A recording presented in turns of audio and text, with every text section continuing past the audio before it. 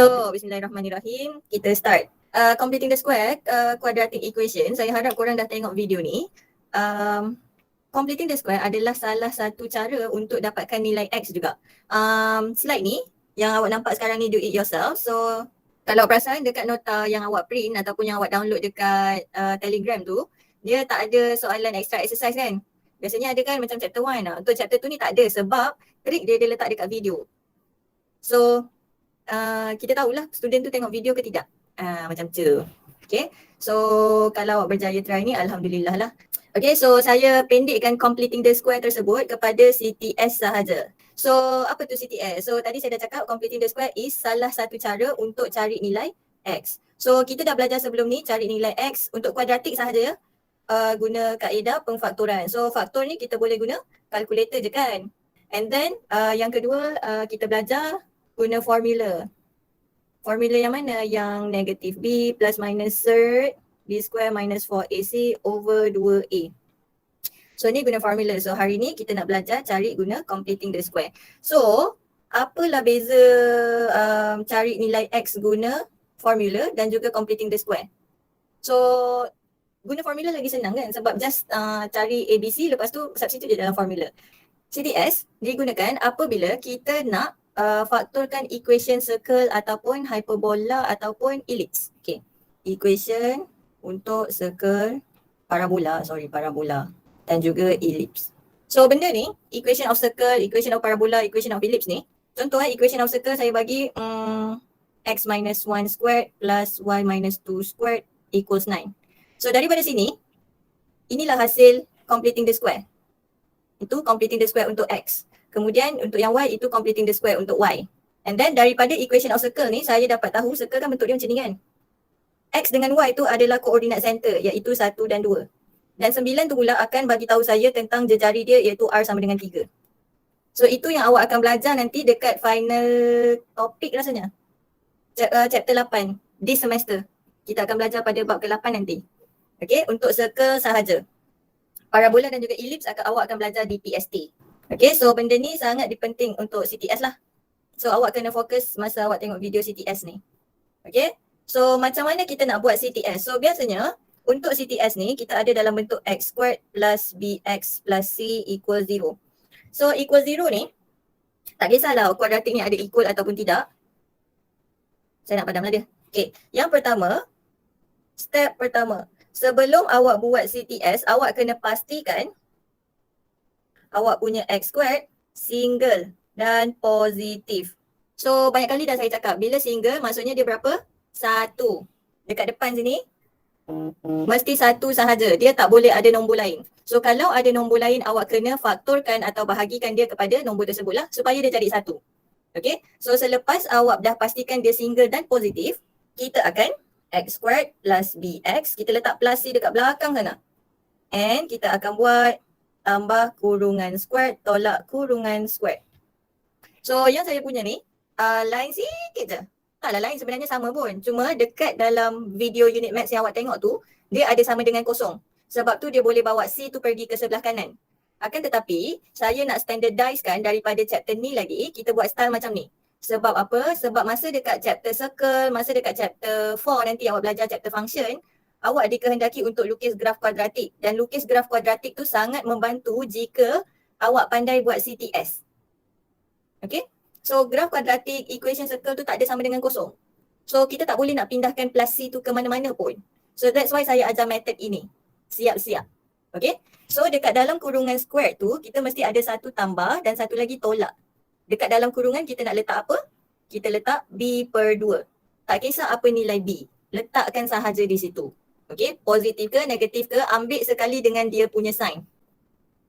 Ambil sign B tu. So kalau dia positif, positif lah. Kalau B tu negatif, letak sekali negatif tu dekat situ. So kemudian, 3 yang pertama ni akan masuk dalam kurungan squared. Okay, sekarang ni penting. Kita kena fokus dekat sini. Antara 3 terms yang saya highlightkan ni tadi, siapa yang ada squared? So yang ada squared hanyalah X dan juga B per 2 ni. Nampak yang saya highlight orange? So orang yang ada squared ni yang akan masuk ke dalam kurungan. So dalam squared yang pertama ni ada siapa? Ada X. And then dalam squared yang ketiga tu ada siapa? Ada positif B per 2. Kalau dia positif, positif lah. Kalau dia negatif, negatif lah. And then untuk yang bahagian belakang, daripada negatif sini ke sini, tekan kalkulator. Mesti start daripada negatif tu. Kalau awak tak masukkan tu dalam kalkulator, masalah nanti. Kita akan try buat dekat soalan so that awak boleh nampak lah apa benda lah madam ni bebel. Okay, so saya pergi ke slide seterusnya. Okay, so kalau dah try buat tutorial questions, terima kasih. Kalau belum, mari kita buat sama-sama. Saya akan membincangkan 3 soalan sahaja di sini. Dekat situ ada 6 soalan, dekat soalan 2 tu. Alright, so soalan pertama, ni mudah sahaja. Syarat pertama dia dah ada. Untuk yang ini, dia positif dan juga single. Maka kita boleh terus buat CTS. Tak payah nak jadikan dia single lagi lah. Kita ada y squared tolak 2y and then letak tambah 1 dekat belakang sama dengan kosong. And then dekat tengah-tengah tu nak letak apa? Plus kurungan squared tolak kurungan squared. And then dalam kurungan tu kita akan letak b per 2. Dalam kes ni b kita adalah negatif 2. So letak negatif 2 per 2. Negatif 2 per 2. Okay, biarkan je dia macam ni. Jangan simplify yang dalam kurungan squared. Jangan. Apa yang kita buat dengan 3 ketul yang pertama kat depan ni, kita masukkan dalam kurungan squared. Siapa yang ada squared dekat 3 ketul tu? Y dan juga ini. Ambil yang dalam squared sahaja. Faham bila saya cakap dalam squared? Okay, contoh yang pertama. Dekat highlight purple. Siapa dalam squared? Y. Sebab tu kita tulis Y. And then kemudian dekat highlight biru. Siapa yang dalam squared? Negatif 1. So kita akan tuliskan negatif 1. Nampak So orang yang kat tengah ni, negatif 2y tu, biarkan je dia macam tu. Sebab kalau kita expand, yang y tolak 1 squared ni, kita akan dapat balik 2y. So jangan risau. Kita hanya ambil siapa? Yang ada squared sahaja. So yang highlight kuning ni, termasuk sekali dengan negatif, tekan kalkulator. So termasuk sekali dengan sini, ni. Tekan kalkulator. So bila kita tekan kalkulator, saya siap ambil gambar, okay? So kat sini, nampak tak? Saya letak sekali negatif dekat situ. Okay, so bila kita tekan kalkulator, kita akan dapat kosong lah dekat situ.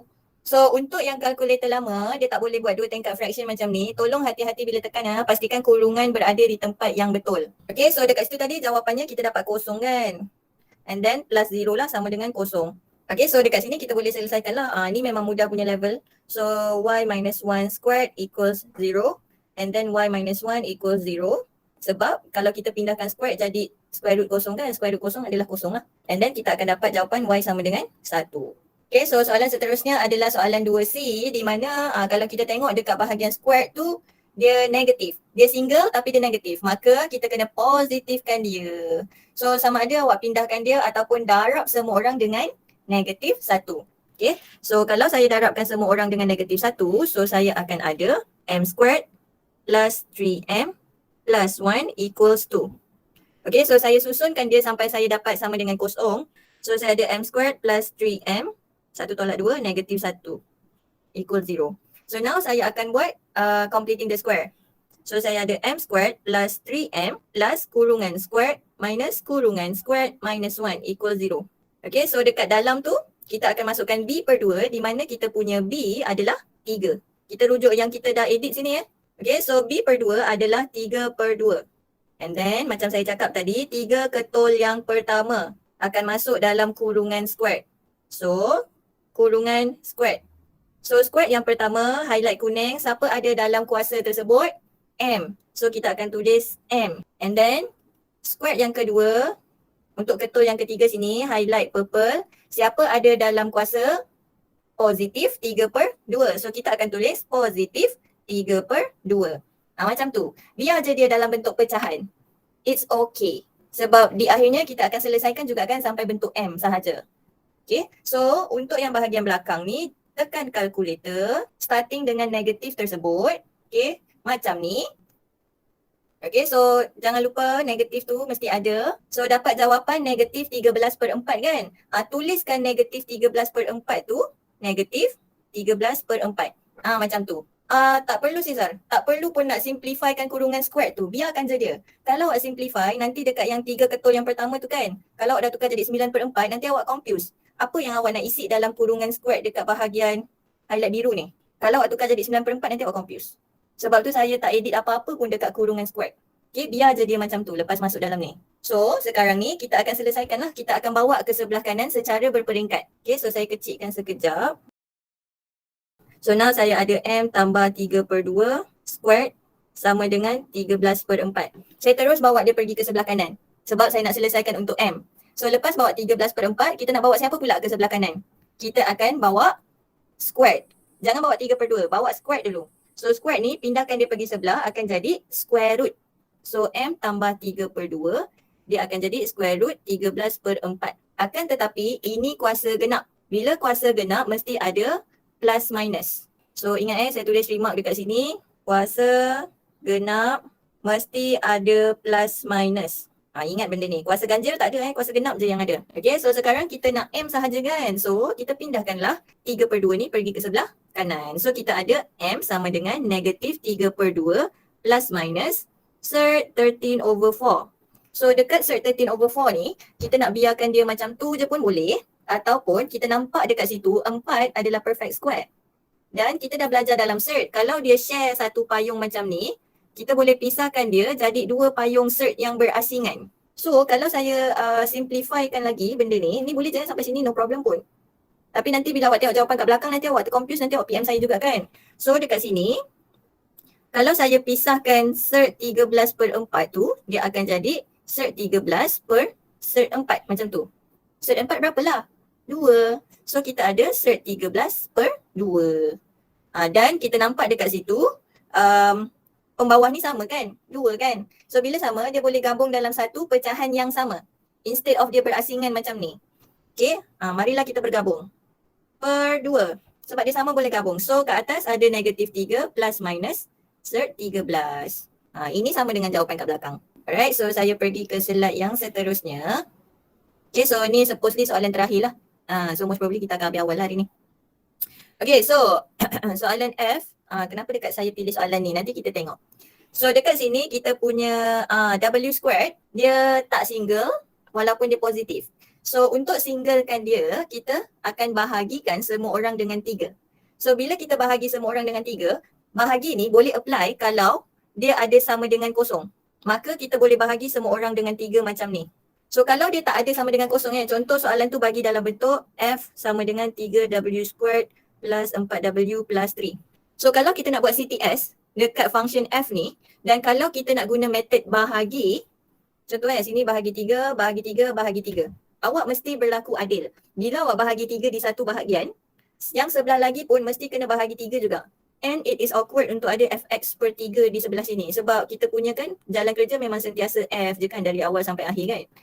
So sebab tu saya cakap kita boleh bahagi jika di sebelah sana ada sama dengan kosong. Okay, nanti kita akan nampak jelas di chapter 4 lah. So sebab dekat chapter 2 ni kita boleh buat dia sama dengan kosong, maka saya akan buat method bahagi. Okay, so saya bahagikan semua orang 4 ketul yang ada dekat dalam equation ni sama dengan kosong, per 3. So saya akan dapat W squared plus 4/3W plus 1 equal 0. So ini equation yang untuk kita CTS-kan dia lah. Maka W squared plus 4/3W plus kurungan squared minus kurungan squared plus 1 equal 0. Okay, so dekat sini awak mesti buat plus dulu baru minus dekat bracket ni. Tak boleh buat minus dulu. No, mesti plus. Itu dia punya turutan. Okay, so dalam tu kita nak isi apa? B kita pula apa? B kita adalah 4/3. Maka kalau B per 2, dia adalah 4/3 bahagi dengan 2. Betul tak? So kalau saya tuliskan dia, B per 2 tu boleh jadi macam ni, 4/3 per 2. Macam tu. So macam mana nak tekan kalkulator ni ada 3 tingkat awak punya pecahan. Okay, so awak boleh tekan macam ni. Okay, macam kotak kuning tu, awak boleh kira daripada awal. Berapa 4/3 bahagi 2. Ataupun kalau awak dah terror, awak boleh terus type macam ni lah. So ini adalah privilege kepada orang yang ada kalkulator yang boleh type macam ni lah. Untuk kalkulator lama, nak tak nak awak kena tekan manually. Check dulu 4/3 bahagi 2 tu sama dengan berapa. Okay, so kita dapat jawapan dia 2/3. So 2/3 ni kita akan masukkan dalam sini, 2/3. 2/3. Okay, so kalau dah terror, nanti awak boleh buat macam ni je. So kat bahagian dalam tu, awak boleh letak Allah 4/3 bahagi 2. Boleh letak macam tu je. Lepas tu sebab awak dah terror tekan kalkulator, teruslah tekan. Tak ada masalah. Okay, so sebab sekarang ni saya nak tulis dalam bentuk 2/3 lah. 2/3. Okay, so 3 ketul yang pertama. Kita ada kurungan squared. Siapakah kuasa pertama nak masuk dalam? W. And then kuasa yang kedua nak masuk dalam kurungan positif 2/3. So positif 2/3. And then tekan kalkulator untuk yang belakang situ. So kita dapat berapa tadi positif 5/9. So kita akan masukkan positif 5/9 sama dengan kosong. Okay, so dekat soalan ni saya cuma nak highlight dekat bahagian tulisan merah tu sahaja. Macam mana kita nak type ataupun nak tulis B/2 tu sebab kita ada 3 tingkat pecahan. Sebab ada pelajar nanti dia compute sendiri. Macam mana dia nak kira. Okay. So lepas tu benda ni boleh selesaikan sajalah. And then kita ada W plus 2/3 squared. Okay, ni lagi satu. Equals negative 5/9. Okay, so saya kecilkan sekejap. Siapa dah try buat soalan ni sebab tak ada orang pun tanya dekat saya. So kita ada W plus 2/3 squared equals negative 5/9. So saya pilih soalan ni juga sebab final answer ni. So awak tengok kat sini. Ni penting sebab awak akan jumpa juga ni nanti. Bila kita pindah sebelah dan ada negatif 5/9, ini bermasalah. Sebab apa? Sebab, okay, let's say saya pindahkan kuasa 2 ni pergi ke sebelah. So saya akan ada W tambah 2/3 sama dengan plus minus square root negatif 5/9. Okay, sekarang siapa yang ada kalkulator di tangan, type cert negatif 5/9. Awak dapat apa? Math error. Math error, yes. Dapat math error sebab dalam cert mesti always positif. So sebab tu juga, in fact daripada first line yang tulisan purple ni je, dia dah bermasalah. Bila kita kuasa 2kan sesuatu nombor ataupun sesuatu lah, dia mesti akan sentiasa positif. Contoh kalau saya buat negatif 5 squared, saya dapat apa? Positif 25. Kalau saya buat 5 squared, saya akan dapat positif 25. Negatif 1 squared, saya akan dapat positif 1. So semua nombor yang kuasa genap, okay, kuasa 2 ataupun kuasa genap mesti sentiasa positif. So dekat first line yang warna purple ni, kat sini je dia dah pelik. Okay, so macam mana kita nak tulis final answer jika ditanya dalam soalan, macam mana kita nak tulis dia punya final answer? Itu yang saya nak mention juga dalam soalan ni. Well, ada hikmah lah saya screenshot soalan yang pelik ni. Kenapa korang punya soalan lain? Tak puas hati. Okay, so dekat sini kita tulis no solution because cert negative 5/9 is undefined. Okay, macam tu saja. Dan jangan ingat kalau kita tak dapat solution untuk X, untuk kuadratik ni, meaning graf tu tak wujud. No, graf tu wujud je sebenarnya. Graf kuadratik macam mana? Graf kuadratik tu sama ada mangkuk ataupun sedih kan. Okay, kita dapat dua nilai macam yang sebelum-sebelum ni tadi. Ni kan ada plus minus kan, maksudnya dia ada dua nilai X kan. Kita dapat dua nilai sebab graf kuadratik kita tu limpas dekat paksi X. Sebab tu kita ada dua nilai X. So untuk graf ni, dia no solution kan. Dia no solution sebab kalau ada paksi X, graf tu terapung. Nah, dia tengok dia jauh je paksi X. Dia tak intersect langsung pun. So kalau dia no solution, tak bermaksud soalan ataupun graf kuadratik tu tak wujud. Dia wujud, cuma dia terapung. Sama ada dia terapung ataupun macam ni lah. Dekat bahagian bawah paksi tu. Sebab tu kita tak dapat nilai pun untuk X. Okay, so that's it.